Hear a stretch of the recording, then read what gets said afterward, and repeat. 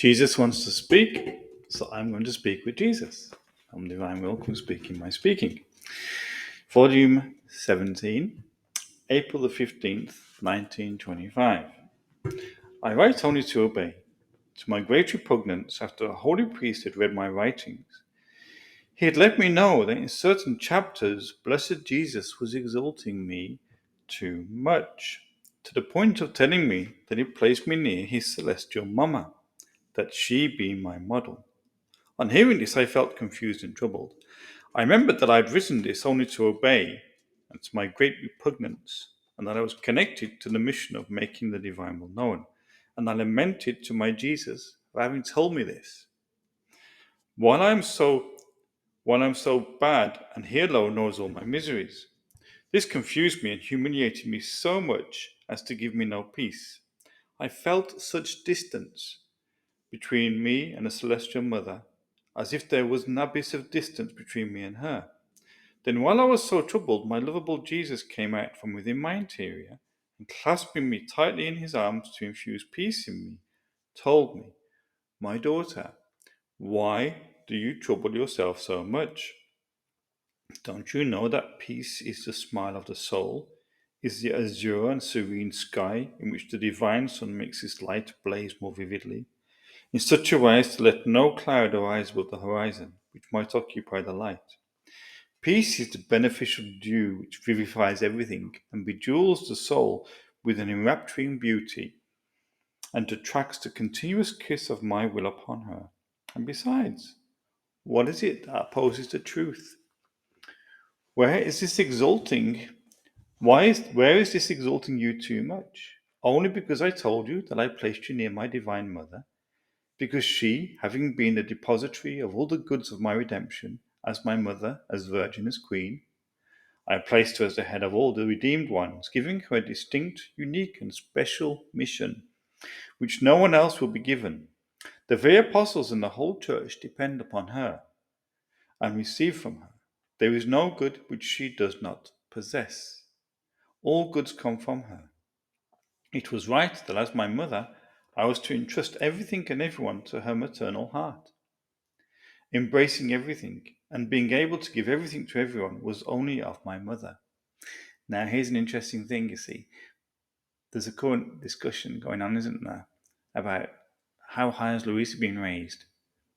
And yet, if you just take a tiny little footstep outside of the Catholic Church into our Protestant brothers and sisters, there's an argument about the dignity that Jesus has granted to the Blessed Virgin Mary.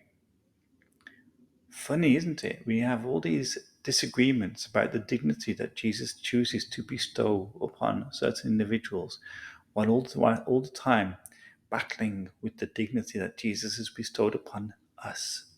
Why worry about the dignity that Jesus has given to another when you can't even contend with the dignity that he's given to you? You're the saints of the end times. We need to learn to own that one first, right? You need to accept the fact that Jesus has raised us up to be some of the greatest saints in the history of the church, or he's raising us up to be these great, great saints, going to sanctify us so powerfully, so beautifully. So let's just receive the dignity that he wanted to give us and accept the dignity he's given to others, right? Now I repeat to you that just as I placed my mama at the head of all, and I deposited in her all the goods of redemption, so I choose another virgin whom I placed near her, giving her the mission of making my divine will known. And if redemption is great, my will is even greater. And just as for redemption there was a beginning in time, not in eternity, in the same way for my divine will, though it is eternal, there was to be a beginning in time of its making itself known.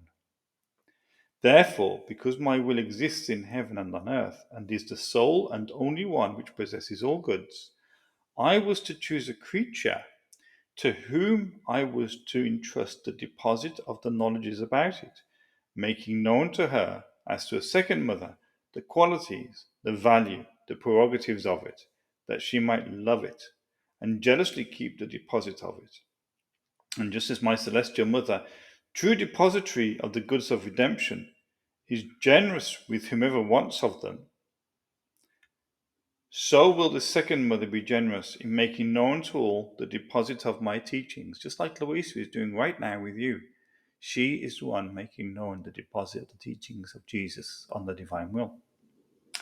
The sanctity of it and the good that my divine will wants to give, how it lives unknown in the midst of creatures, and how, from the beginning of the creation of man, it yearns, it prays, it supplicates that man return to his origin, that is, into my will.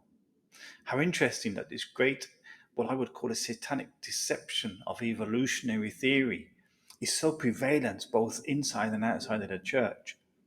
And yet, Jesus here says, man may return to his origin, which is the will of God.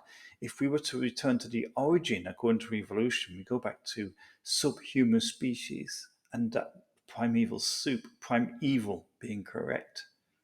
Great deception. Our origin is in God's will, and that the rights of its sovereignty over creatures be given back to it. My redemption was won, and I made use of my dear mother in order to carry it out. My will also is won, and I was to make use of another creature, and placing her as though at the head, and forming the deposit in her, she was to serve me to make my teachings known, and to fulfill the designs of my divine will. So where is this exalting you too much? Who can deny that the redemption and the fulfillment of my will are two unique and similar missions, such that as they hold each other's hand, my will make the fruits of redemption be completed, and the rights of creation be given back to us, placing the seal on the purpose for which all things were created. And this is why this knowledge of the mission of our will interests us so much, because nothing else will do so much good to creatures as it will. It will be the fulfillment and the crowning of all our works. Furthermore, of David, King David, it was said that he was an image of me, so much so that all his psalms reveal my person. Of St. Francis of Assisi, which I'm recording this on the feast of St. Francis of Assisi, that he was a faithful copy of me. It said in the Holy Gospel, be perfect, as your Father in heaven is perfect, no less. It also added that no one will enter the kingdom of heaven if he is not similar to the image of the Son of God, and many other things. About all these things, no one says that they have been exalted too much, and that these are things not conforming to truth spoken about my very mouth. So think about King Solomon. He asked for wisdom, and God said in a dream to him, I will give you great wisdom, the greatest wisdom of all. And Solomon writes that. God has made me the wisest. no. So here's the thing. See. Let me do it on here, be much better. This is what happened in the Gospels. Okay, you ready for this? Mark chapter 10, verse 35. James and John, the sons of Zebedee, came forward to him and said, Teacher, we want you to do for us whatever we ask of you. And he said to them, What do you want me to do for you? And they said to him, Grant us to sit, one at your right hand, or I beg your pardon, and one at your left in glory. But Jesus said to them, You do not know what you are asking. Are you able to drink the cup that I drink, or to be baptized with the baptism with which I am baptized? And they said, We are able. And Jesus said to them, The cup that I drink you will drink, and the baptism with which I am baptized you will be baptized. But to sit at my right hand or my left is not mine to grant, but it is for those for whom it has been prepared. And who among us can say, who has the right to sit in those seats except for God himself? Fiat voluntas tua.